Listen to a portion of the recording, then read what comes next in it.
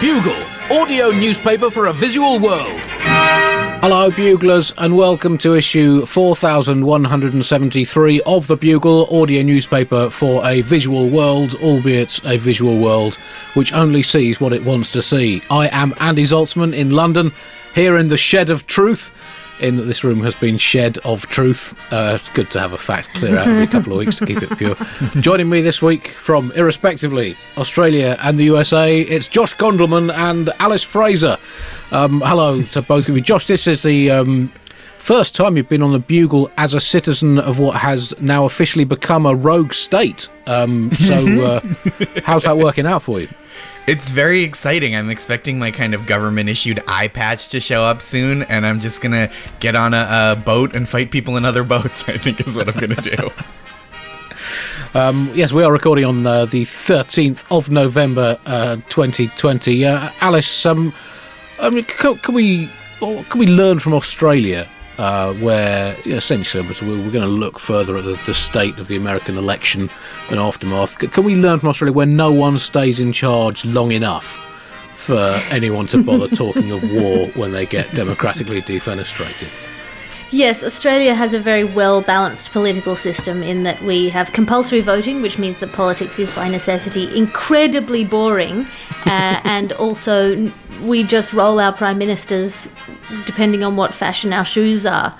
Like if they don't match the drapes, we get a new prime minister. We change the drapes a lot. Oh, that sounds like so much better a system. We will touch more on these matters in due course. We're recording on the 13th of November, which is World Kindness Day. So you can take 24 hours off and then get back to resentful, odious meanness for the next 364 days, everyone. Tomorrow, the 14th, is Loosen Up, Lighten Up Day. The 15th of November is Philanthropy Day. Keep trying, world. The 16th is International Day for Tolerance. It's just not working, is it? We need too many days. 17th of November, Unfriend Day. Yes, we had enough of this wokery after 4 days of attempting to be what we're not. Let's focus on what we're good at as a species. Resentment and unfriendliness. The thing to remember is it's also Friday the 13th today. It's Friday the 13th where you are, and that means it's the only day of the year that you can go back to all of the idiots who ghosted you in the past and go with little ghost emojis and go, ooh, there hasn't been a boy here in 30 years. On this day, the 13th of November in the year 1002, the St. Brice's Day Massacre took place. English King Ethelred the Unready ordered the killing of all Danes in England. So no wonder some 1,018 years later the EU is being so difficult in those Brexit negotiations and not giving us exactly what we want. They've got very long memories. Ethelred the Unready, his name does not in fact derive from the modern word unready, apparently, according to no less a source than the internet, but from the Old English word unread, meaning poorly advised, which is a classic early British euphemism for f***witted, and set in train a tradition of leadership that continues very much to this day. There was an anecdote written by the celebrity historian William of Malmesbury, a 12th century superstar of history, that Ethelred had shat in the font as a child at his baptism, which I guess is, that's a kind of story that it's hard to shift, isn't it, from your reputation. Really sets the narrative early. Yeah. I also think if I was going to be a historian, I'd want to be one in the 12th century, just because there's so much less to have kept up on. I mean, there were some decades where literally nothing happened. You could just clock off, pick up your salary as a historian and not have to do any work. But now it's the 24-hour news cycle that's just ruined it. As always, the section of the Bugle is going straight in the bin. This week you've got a how-to section. Obviously with the lockdowns this year, people have been trying to build up new skills. We're going to help you this week with our how-to, teaching you new skills, including how to build an ark. And we cannot emphasise enough the importance of dealing with the sewage issue. Really caused Noah a hell of a lot of problems, and is the etymological origin of the word ark, in fact, when he finally disembarked. He was asked, what kind of boat is that? And his instant response was just, ah! back. How to cook a fossil. It's tricky, I'm not going to deny it. Very hard to make it tender and get the original flavours out. How to adapt a family car for space travel. Part 1, take the current engine out. Part 2 will follow next week. How to win Wimbledon. Quite simple, really. Start playing tennis at an early age, be good at it, try really hard and take it from there. Failing all that, sneak into Wimbledon at the dead of night and pretend to play a match against a made-up opponent and then emotionally climb up to the player's box to give your imaginary family a cuddle. How to sneak up on someone whilst wearing a medieval suit of armour without being noticed. Oil your joints, absolutely key. And how to forge a vote. Just make a mark in a box next to someone's name after the words Democratic Party. It turns out it's as easy as that. That is literally all. Throw them all out. That's what they're trying to do. Top story this week. It's all over. Apart from it being all over, this is a US election and COVID vaccine special. Both things are now done, complete. We found a vaccine, so the virus is over, apart from it not being over and it not being clear exactly how well the vaccine will work. And the US election, well, we're recording this on the 13th of November, Josh, and the election still rumbles on 10 days after it took place and a week after the result was confirmed, and despite the result being pretty clear-cut in the end and the election having been monitored by both sides throughout in the world having accepted that result, and it being really important to get on with stuff like trying to stop more than 100,000 people a day in America contracting coronavirus, and the vague, charming, if antiquated idea that the US is, at least in some respects, still a beacon of hope for the world. But despite all that, it's still up in the air. It's still anyone's. It's like a cat that's been kicked up in the air, has landed in a tree and has then been gaffer taped to that tree by the person who kicked it in the air, who then says, well, we're just going to have to wait until Muggsy finishes his flying lessons.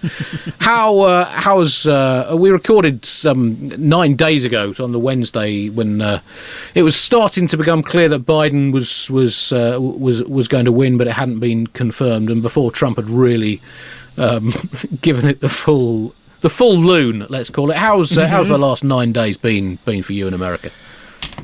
Well, it's been a roller coaster over here, and one of those roller coasters where a bunch of people have died, but they still leave it open. I think that's a real problem, but that is the mood. It was on Saturday, last Saturday. It was very exciting, the mood where I live in New York City. It was very exciting, not so much because Joe Biden inspires confidence. He more inspires you to call your grandfather while you still have the chance, right, while he's still around. But people were out in the streets celebrating and cheering that Trump was gone. And this is where Donald Trump is from, right, New York City. Can you imagine what it's like to have people in your hometown just applauding the worst day of your life? I can. My high school did a production of Fiddler on the Roof, and the kid who played Tevye wasn't Jewish, and I was right there. But that's not the point. It's not the point. I'm just saying I can't. I've been there. It's bad. But practically before the car horns honking in jubilation had transitioned back to their customary honking in "get the f*** out of the way," Republicans had started to gingerly signal that they thought there was fraud. Mike Pompeo, the Secretary of State, joked, he said, that he was preparing to transition peacefully into a second Trump term, which is a kind of joke you can't make when you're the Secretary of State. That's like your gynecologist going, "You're pregnant. Psych. Inappropriate." We come to you for facts. Well, in the South, you go to your gynecologist for a few facts and a religious sermon. But like overall, the feeling here is like the Republicans are kind of tiptoeing towards a coup, right? They're these little signals of we want to count all the legally cast votes, which is a little suspicious when you carve it out like that, right? That's like saying, like walking into a bar where a guy is screaming, "I wouldn't cheat on you with anybody in this room." And it's like, okay, what aren't you saying? What are you leaving out here? It is really like they're kind of approaching it slowly. They're like testing the waters. It really feels like they're approaching a coup with the same method as like, wouldn't it be weird if we kissed? I mean, like, I know it would be like funny, right? Like, because we're friends and it would just be like funny to kiss. And that's what they're like, but with overthrowing the democratic process. Yeah, I mean, it's not surprising that the Republican Party is against transitioning, but I feel like the coronavirus, much like the election, has been full of scary pricks, and I feel like the depressing reality of this kind of Trump coup waggling or whatever it is, trying to figure out how to go to both the banana republic and the wealth gap at the same time, is that the people who voted for him are living in a completely different news landscape. They're not dealing with the same scenarios that we are. They've got this world in which the liberal media are deeply invested in stripping away your personal freedoms to call people the N-word. But also 4 senior officials from the Pentagon were fired or resigned this week, which is a way to turn the chill vibes of a lame duck presidency into the oh my god duck presidency. Right, with that goose that walks around terrorizing you in the video game. It's an untitled aggressive goose presidency. Trump has reacted to the outcome very much as you would expect anyone in his head and body to react, like a deranged, psychotic toddler. I mean, he's fought very bravely, it must be said, against his long-term enemies, reality, mathematics, dignity, good sense, and democracy. And we've got to give him credit. You know, he has galvanised the American electorate. He garnered more please don't be president votes against him than any candidate in history by a mile. Well, in fact, by 5 miles, if you stack the almost 80 million votes now in a big pile. Now, unusually for someone who likes to claim that he's setting records for biggest things ever, he's not responded very well to this. Sergeant Snowflake is in full meltdown, and we're enjoying, if that is the right word, and it's very much absolutely the wrong word, the final desperate thrashings of the Trump cantankerous. And it's I mean, he's been throwing around the numbers, you know, how well he's done, and all the, you know, he's got more votes than any other candidate in the history of humanity, apart from the person he was up against. More people voted against Trump than voted for the winning candidate in all the presidential elections held from 1788 to 1908 inclusive. That is 31 elections worth of votes. Now, I know those numbers are not relevant, but that's what happens with votes and statistics. Those numbers are going to get twisted to prove a point. And admittedly, at the time, 1788 to 1908, there were certain restrictions on the number of votes cast caused by bodily organs such as wombs and skin. But still, the point, more people voted against Trump than voted in favour of the president in the first 31 elections of American history. There's all this math, right? Like all the contested votes. Oh, he's down by 30,000 in the state and he's going to contest. But like really, this is only a function of like American democracy being so messed up to begin with, because it's all about the electoral college. He's losing by 5 million, more than 5 million votes, and he's going, but these 30,000 are the votes that are important. These are the ones that can make the difference. This is like, it's like watching a TV show called America's Got President, where like the public wants this, but like if Howard Stern says you're not the president, then you're not the president. Well, all men are created equal, Josh, unless they're born in Pennsylvania, in which they're created superhuman. Superhuman. I mean, I don't know why anyone is surprised that he can't accept the results of this election. This is a man who can't accept the topography and colour scheme of his own actual head. You know.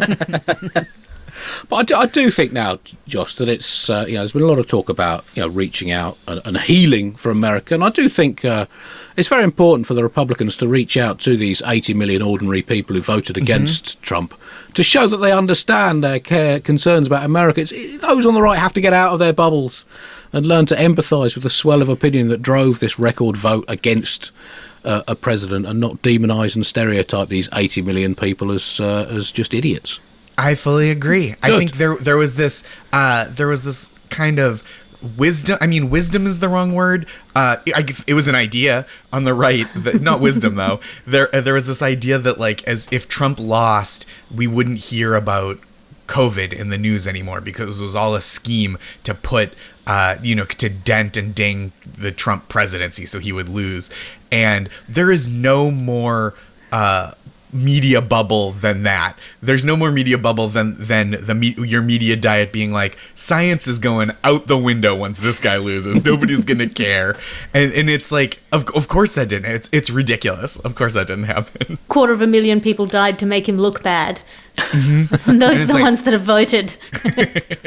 The Trump reaction, I mean, it has been completely extraordinary. And it is either the greatest piece of investigative journalism in human history that will make Woodward and Bernstein's Watergate flim-flam look like an expose of the owner of a sweet shop eating a small chocolate bar and not paying himself for it, or it is the frantic ravings of a nuclear-grade delusionist. And I guess, what you think very much depends on whether you're the kind of person who likes things like evidence as a side order with their main course of accusations. It is. I've spent a lot of time this week trying to read a breadth of news coverage from America, Josh, and it's left me essentially massively pessimistic about the entire future of the human species and welcome. Everything related to that issue. It's is there any chance that there any kind of reconciliation? Because as you were saying, it seems that basically the two sides are living in sort of parallel universes, essentially. And is there any way that any form of sort of cohesion can emerge from this? I'm not sure. It feels really tough. Did you? Mark Zuckerberg reportedly said that Steve Bannon hasn't broken the rules of Facebook enough to be suspended, to have his account suspended, after he said that Dr. Fauci and the head of the FBI should be beheaded. So it feels like as long as that's allowed, we're going to have a few picky differences of opinion. As long as the right-wing media is like, we should cut off more heads, and the left-wing media is like, well, maybe you should use anesthesia before you cut off someone's head. So it's like a little tough. It's all about freedom of speech, Josh Gondelman, but the problem with freedom of speech nowadays is that you don't have to do it to somebody's face. I'm all for freedom of speech if they can then speech you right back in your face real hard. Right, because then that becomes like the freedom of fists, and we'll see, it's like there's at least a next step there. But on the internet, like, I don't know, I've been on the internet, and it does seem like the country is coming together over the fact that I'm a twerpy little Jew. So maybe the healing has begun. The American government's Cybersecurity and Infrastructure Agency has issued a statement saying that the election was the most secure in American history, but there is no evidence that any voting system deleted or lost votes, changed votes, or was in any way compromised. Trump, nonetheless, has repeated an unproven report that a voting machine system deleted almost 3 million of his votes. I mean, maybe if he'd paid more taxes, he could have afforded a more secure voting system. We just don't know. But the thing is, Josh, I mean, there's no evidence that these things happened. But what if they had happened? What if then? they had happened?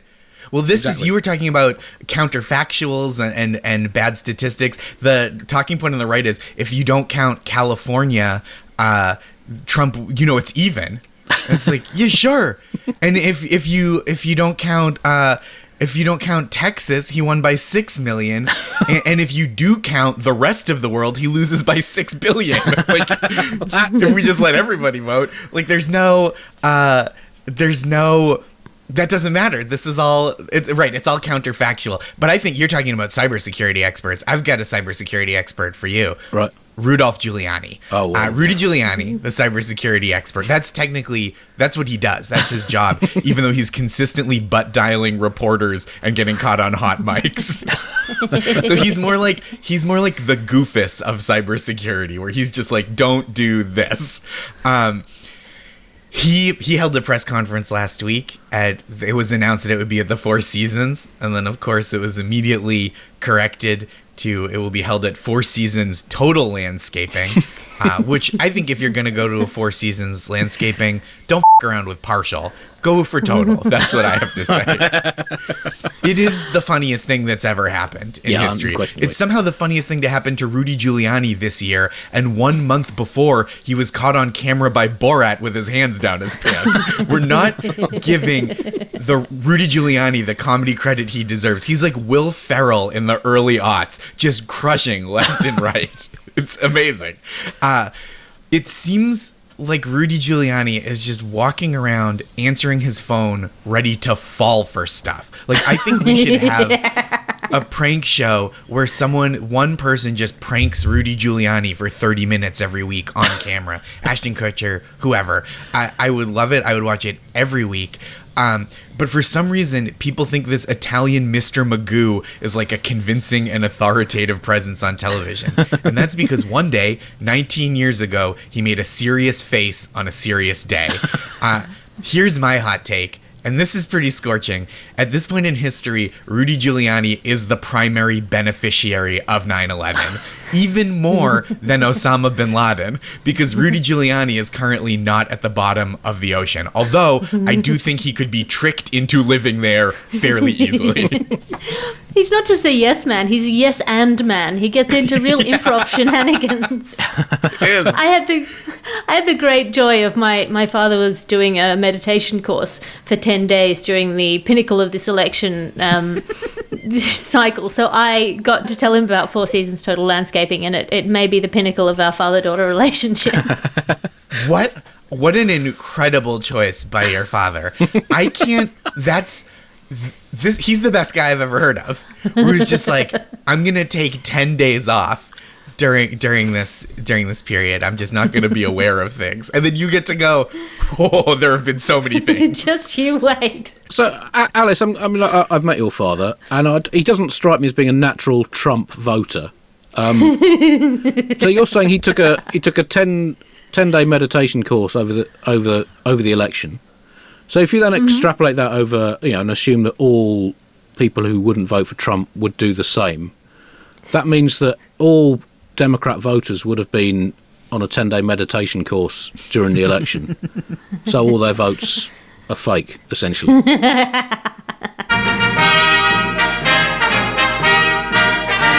I mean, the Four Seasons debacle, and it happened a few days ago now. I'm sure all buglers are aware of the details, but it didn't entirely bode well for the Trump regime's efforts to discredit one of the most open and scrutinised elections ever held, that they couldn't organise a press conference and it not end up outside a gardening centre in between a sex shop and a crematorium. That suggests that they might not have the personnel needed to achieve this takedown of the election. It really was like a beautiful metaphor, right? Between a sex shop and a crematorium. That's where the Trump presidency exists. Because either they're trying to f*** us or they're just burning shit down.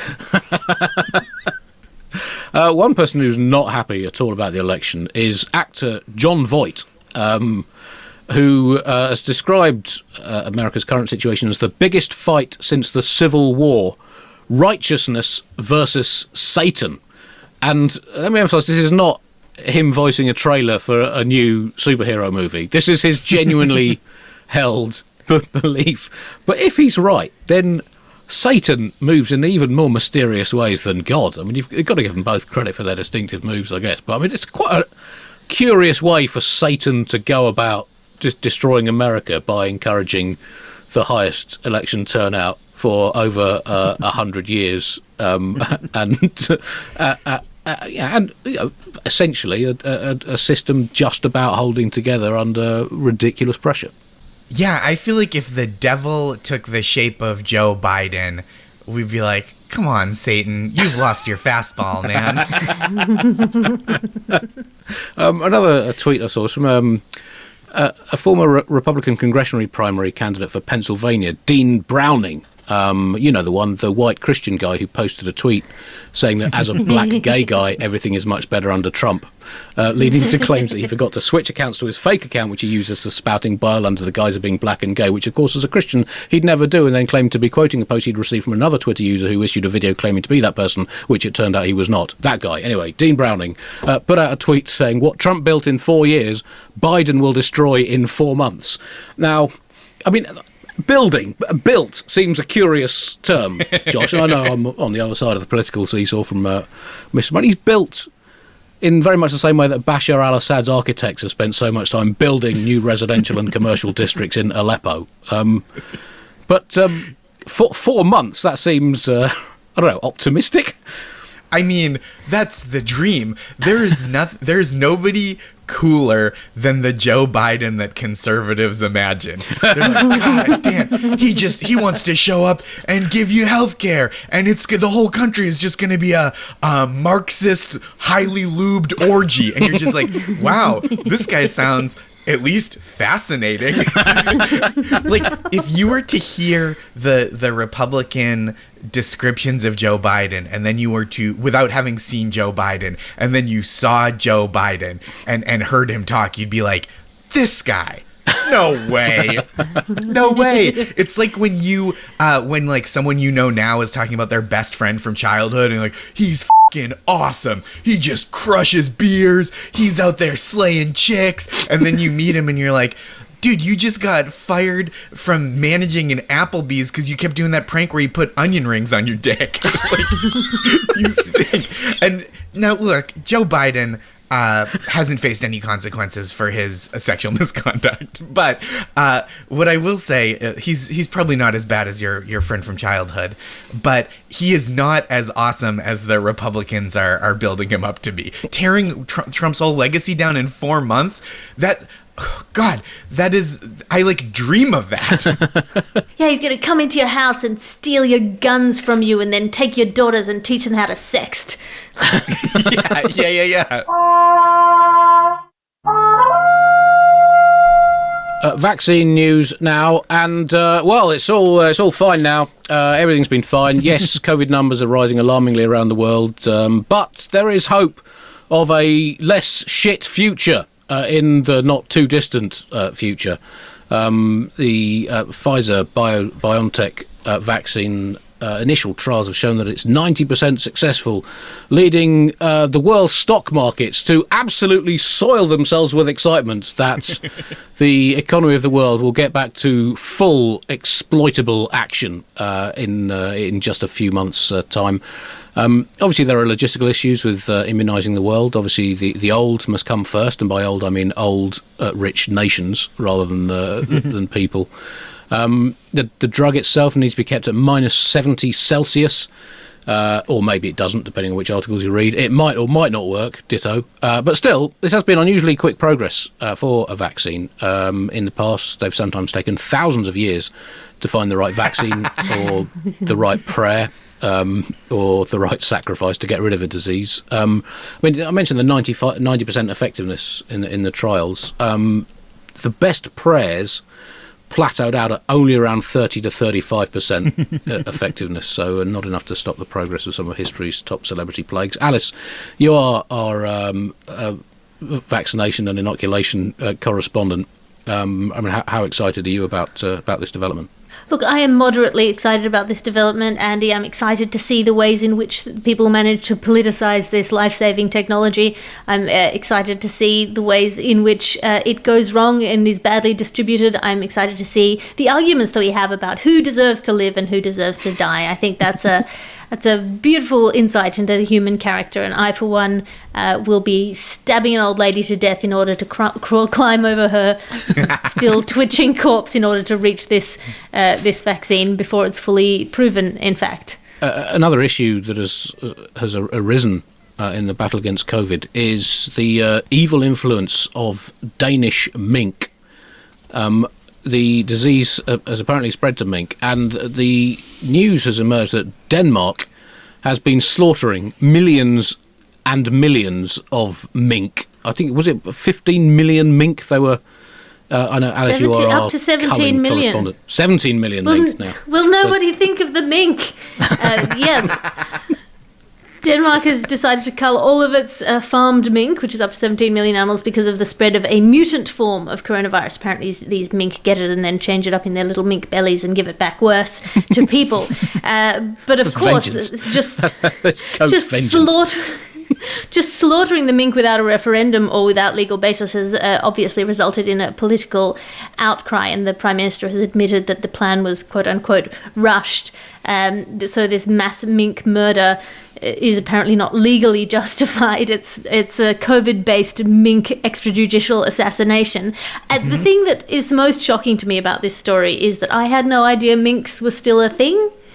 Like, Yes. how many 1930s mob moles are still running around demanding mink coats from their sugar daddies? It's an extraordinary number. Just because I've been to Denmark and I did not see a single mink anywhere. Look, this is going to be unpopular. I don't like the killing of all these minks. I mean, it makes me sad to think about a mass mink slaughter on that scale. But I do.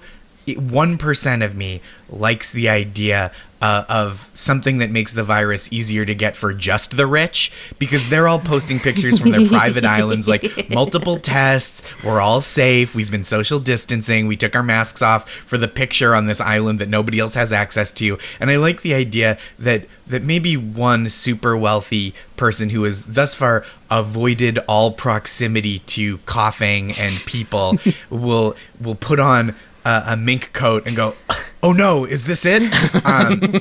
Whereas I've got a denim jacket at home that's totally safe. Oh, of course, the Danes slaughtered all their denims in the I think 1750s to clear land. For There was farm. the Danimark massacre. That's the origin of the name, of course.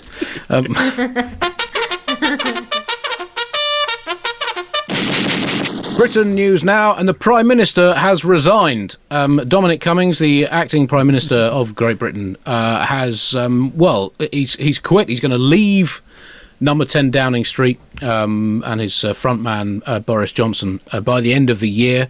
Another one of Johnson's key aides also quit this week. And I mean, this is awful. This is an awful week for British democracy. Cummings, by walking out, has let down all the people who voted for him last December to wield Machiavellian behind-the-scenes power incompetently. And now people are wondering, what was their vote? What was their vote for? I mean, obviously, it's a bit of an oversimplification to say that everyone who voted for the Tories last December was necessarily voting in favour of Cummings. Many were voting negatively to prevent Jeremy Corbyn's Labour Party Executive Director of Strategy and Communication, Seamus Milne, from being the unseen force behind the scenes. But this is, this has rocked British democracy to its core. Has this made news in Australia, Alice, the resignation of Cummings? Well, my Twitter settings are still based on the UK. Twitter still thinks I'm in the UK because I like to trick my algorithms where I can. But apparently a senior number 10 source said that Dominic Cummings has promised to be out by Christmas. But Dominic Cummings has said to a BBC journalist that rumours of me threatening to resign are invented. Rumours of me asking others to resign are invented. And if anyone knows how to invent a rumour, it's the man who told you that Brexit would be good for the British economy. It's been, a difficult time, I think, for the Johnsonian government. The obviously non-transferable skill set of provocative campaigning has turned out not to be transferable to the actual job of governing a f***ing country, even a ridiculous one like the UK. And so Cummings is on his way out, leaving Downing Street in the hands of poor Boris Johnson, a humble journalist caught up in a job for which he has no relevant experience or skill through no fault of his own, other than his own responsibility for his actions, decisions and their consequences. And he's posted an advert today asking for a full-time hench person. Skills required include looking shifty whenever a camera is present, a postgraduate qualification in barefaced hypocrisy, the willingness to undermine democracy, both for fun and work, and to treat Parliament like a plaything, and also no point to allow the good of the country to become a distraction from the more important governmental business of controlling the news cycle, salary, the raw adrenaline of covert power.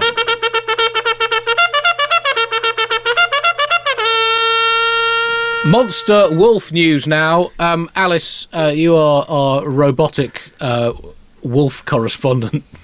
It's been a great time for robotic wolves. Yes, indeed, Andy. A Japanese town has deployed a series of monster wolf robots to deter bears. I said what I said. That is what I said. This is so Japanese that if any other nation on earth was deploying robot wolves to deal with their bear problem, I would accuse them of cultural appropriation.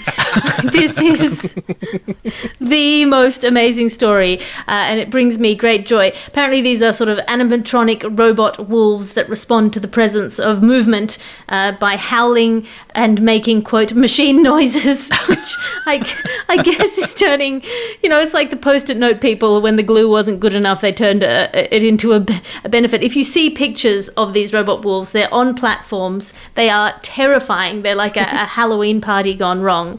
And they've sold about 70 units. Unfortunately, since 2018, apparently the market for robot wolves to deter bears is not as high as you would want it to be. It has a shaggy body. They are blonde and they have red glowing eyes. And it's in the town of Takikawa on the northern island of Hokkaido. They've just purchased and installed 2 monster wolf robots after bears were found roaming their neighbourhoods in September. And city officials had said there'd been no bear encounters since, but there'd been a massive uptick and people suddenly shitting themselves in the street. I mean, sod the vaccine. This is the kind of genuine scientific breakthrough all humanity can truly celebrate. Josh, I mean, it's like a scarecrow, but a robot, and for bears, not crows. I mean, not crows, and it's a wolf, not a kind of fanciful man. Here's my question: are they not afraid of the robot wolves turning against them? This feels so inevitable. If there was a movie where the first scene was robot wolves being installed by a town to stave off their bear population, the last scene would be a robot wolf paw poking up from the dirt. The end? Question mark. This seems so inevitable. How bad are the bears in this town that this is the solution? How many pies are being stolen piping hot off of windowsills that they've enlisted a robot wolf army against the bears?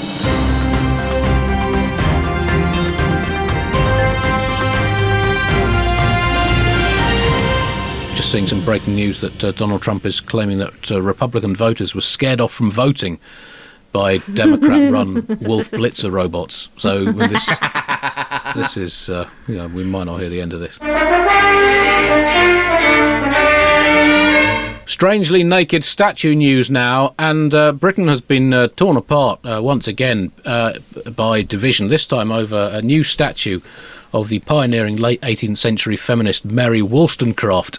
A new statue unveiled in London this week, not of Mary Wollstonecraft, it must be said, but for Mary Wollstonecraft, featured what can only be described as extremely naked woman emerging from a sort of artistic creation of other women. I mean, it's been variously criticised, Alice, this sculpture of the so-called mother of feminism, as inappropriate, philosophically incoherent, willfully odd, artistically pointless, bafflingly pubic, distractingly boobular, and just a bit shit. So, I mean, how do you view this statue of this remarkable woman? Andy, as a leading influential news voice, I'm here to tell you that I have no opinion on the statue. I mean, I think the statue is fine. I guess it's a if you don't like the statue, make your own statue. I feel statue-based politics is much like statues themselves, which is to say briefly eye-catching and essentially a waste of your precious attention real estate.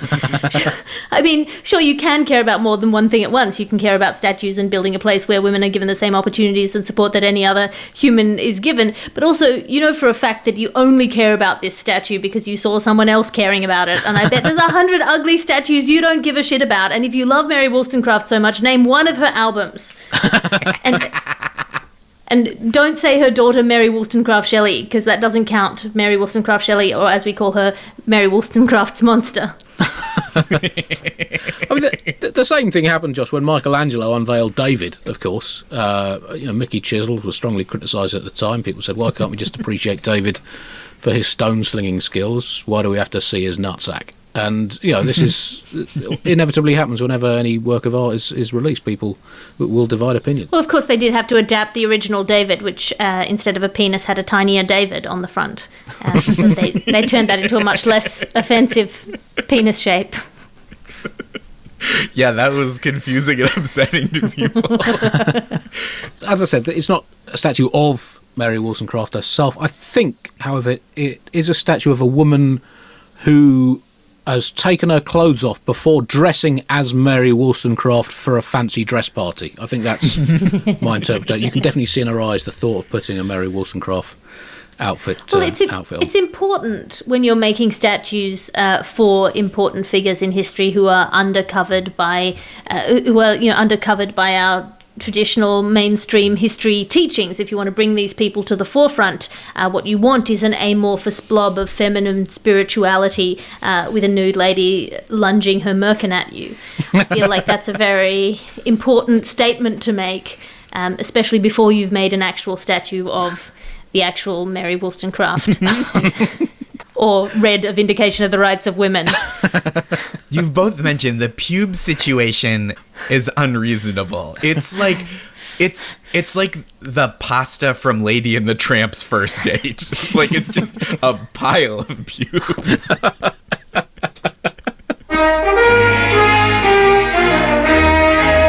That brings us to the end of this week's Bugle. We'll be back next week with the latest on Donald Trump's heroic overturning of the election result by 160 million votes to 0.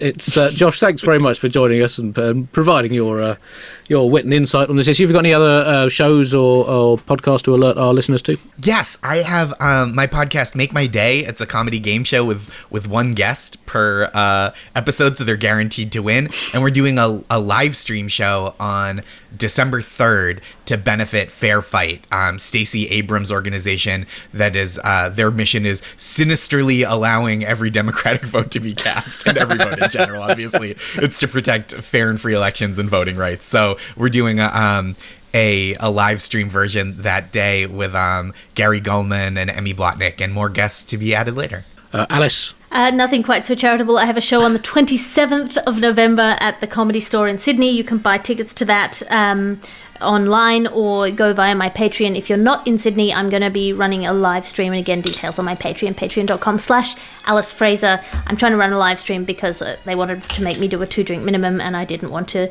do a 2-drink minimum because I don't like that. What, you wanted a 4-drink minimum? Yeah. I heard you talking about live comedy shows, and a single tear shed from the corner of my eye. Speaking of comedy that you are allowed to do, Josh Gondelman, also you, Andrew Zaltzman, I have a podcast called The Last Post. It's a daily satirical news podcast set in an alternate dimension.